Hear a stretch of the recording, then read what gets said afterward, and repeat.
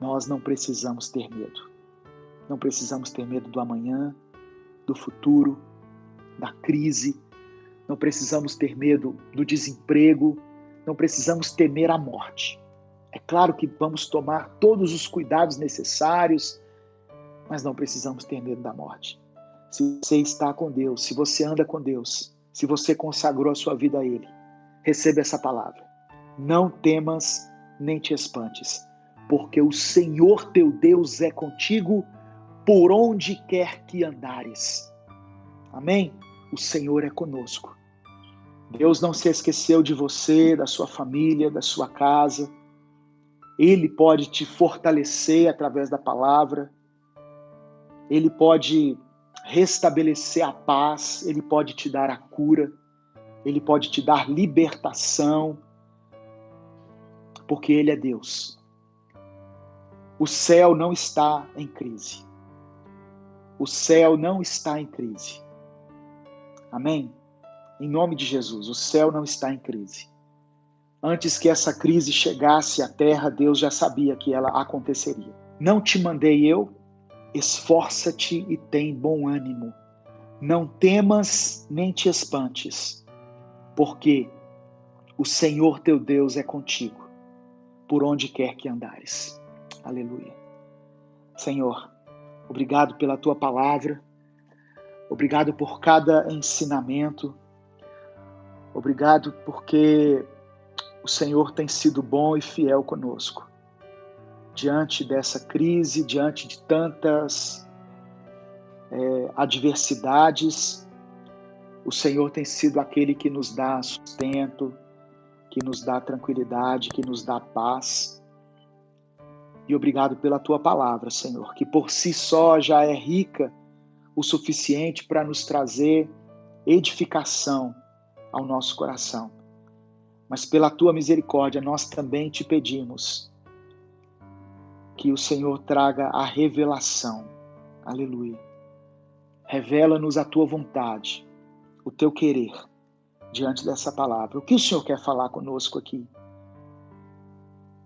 Fala ao nosso coração, fala ao coração dessa pessoa que está escutando, dessa pessoa que por acaso chegou aqui nessa transmissão. Fala ao coração dela, aquilo que nós precisamos ouvir, Pai. Não aquilo que queremos ouvir, mas aquilo que precisamos ouvir. É o que nós te pedimos, em nome de Jesus. Amém e amém. Todo mundo gosta de receber promessas de Deus. Só que eu quero lembrar a você que muitas promessas do Senhor, para que elas se cumpram, elas vão exigir de nós uma atitude, uma responsabilidade. Irmãos, quando você recebe algo vindo de outra pessoa, vindo de um terceiro, uma promessa vinda de um parente, vinda de um irmão, de alguém da igreja, é uma coisa. Outra coisa é quando você ouve o próprio Deus falar com você. A Bíblia diz que o Senhor, verso 1, você pode acompanhar aí, o Senhor falou a Josué. Aí é diferente. Quando Deus fala conosco, é diferente. Quando o Espírito Santo falar com você, isso vai testificar no seu coração. Você vai entender que é a voz de Deus. E a Bíblia diz que chama Josué de servo, como eu falei. A primeira vez que alguém é citado na Bíblia, a maneira como essa pessoa é citada se torna uma das características dela. Por exemplo, lá na criação diz que o Espírito de Deus pairava sobre as águas. Lembra disso? A terra era sem forma e vazia, mas o Espírito de Deus pairava sobre as águas. É a primeira vez que fala do Espírito Santo. E como diz que ele pairava sobre as águas, revela uma característica do Espírito Santo, que ele está sempre em movimento. O Espírito Santo está sempre em movimento. A primeira vez que Josué é mencionado na Bíblia, fala dele como servo. Característica de Josué, servo. Ele é servo. E é interessante que A Bíblia diz que quando Moisés subiu ao monte para buscar os 10 mandamentos, lembra disso? Que o povo construiu um bezerro de ouro. A palavra do Senhor diz que naquele dia todo o povo se corrompeu, adorando a um bezerro de ouro. Só que se nós observarmos o contexto, nós vamos ver que todo o povo, exceto Josué. Por quê? Porque quando Moisés subiu ao monte, Josué foi com ele e ficou no pé do monte, porque Josué era servo. Ele estava ali como se dizendo assim, eu vou ficar aqui porque pode ser que Moisés precise de alguma coisa. Se ele precisar de algo, eu estou aqui. Então, enquanto acontecia aquele ato de idolatria ao bezerro de ouro, Josué estava longe do arraial, estava servindo a Moisés. Aquele que é servo recebe livramento de Deus. Aquele que é servo, Deus o tira do meio do pecado. Deus o tira do meio da tentação. Josué era servo. Ele é citado como servo. E Deus se alegra com pessoas dispostas a servir. Amém, meu irmão? O apóstolo Paulo escreveu aos Filipenses, no capítulo 3, Filipenses capítulo 3, versos 13 e 14. Filipenses capítulo 3, versos 13 e 14, ele escreveu assim: Irmãos, não penso que eu mesmo já o tenha alcançado, mas uma coisa eu faço, esquecendo-me das coisas que ficaram para trás e avançando para as que estão adiante, prossigo para o alvo, a fim de ganhar o prêmio do chamado celestial em Cristo Jesus. Promessas e responsabilidades. A sua responsabilidade, ficar de pé e ir em direção àquilo que Deus tem para você. Ah, pastor, eu já tentei. Deus chama você a tentar novamente. Eu sei que você está prostrado, não é por acaso, não é à toa. Eu sei que houve traição, houve decepção, houve tantas coisas que te entristeceram, mas o Senhor chama você hoje a se erguer novamente, a ficar de pé, a atravessar esse Jordão, que pode ser qualquer uma dessas coisas que eu mencionei aqui, aquilo que tem impedido a sua conquista. Entre a terra prometida, entre a terra da promessa e você, existe um Jordão para ser atravessado. Aleluia. Você precisa se erguer, meu irmão. Você precisa se levantar e atravessar o seu Jordão.